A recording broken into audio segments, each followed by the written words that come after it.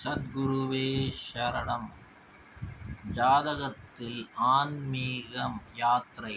ஆன்மீகத்தில் எந்தெந்த கிரகம் நல்லா இருந்தால் அவன் ஆன்மீகத்தில் சக்சஸ் அடைவான், ஆன்மீகத்தில் மேல் நோக்கி போவான், சித்திகள் அவனுக்கு பகவான் கொடுப்பார். பகவானோட கருணை அவனுக்கு இருக்கா இல்லையான்ட்டு ஜாதகத்தை பார்த்து எப்படி நீங்கள் கண்டுபிடிப்பீங்க?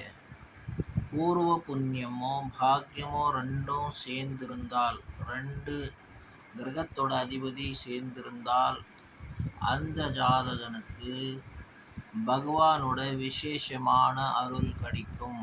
ஆன்மீகத்தில் அவன் விசேஷமான சக்ஸஸை பார்ப்பான்.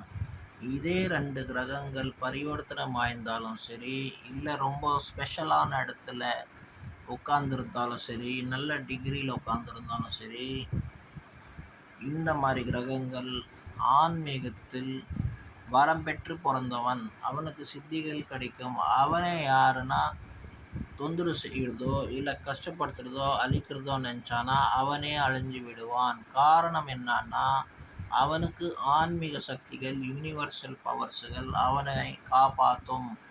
ஏன்னா அவன் ஒரு தர்ம சிந்தனை உள்ள ஒரு நியாயமான மனிதன்.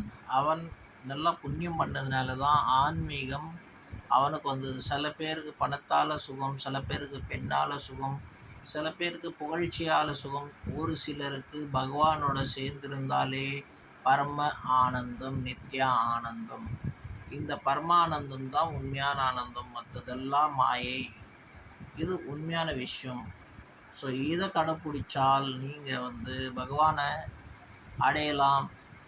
இந்த மாயா ரூப உள்ள உலகத்தை நீங்கள் விட்டுட்டு பகவானோட ஐக்கியமாகலாம். வாழ்ந்துட்டே ஐக்கியமாகலாம். ஒருத்தன் மரணத்துக்கு அப்புறம் ஐக்கியமானானா இல்லையான்னு யார் பார்த்தா?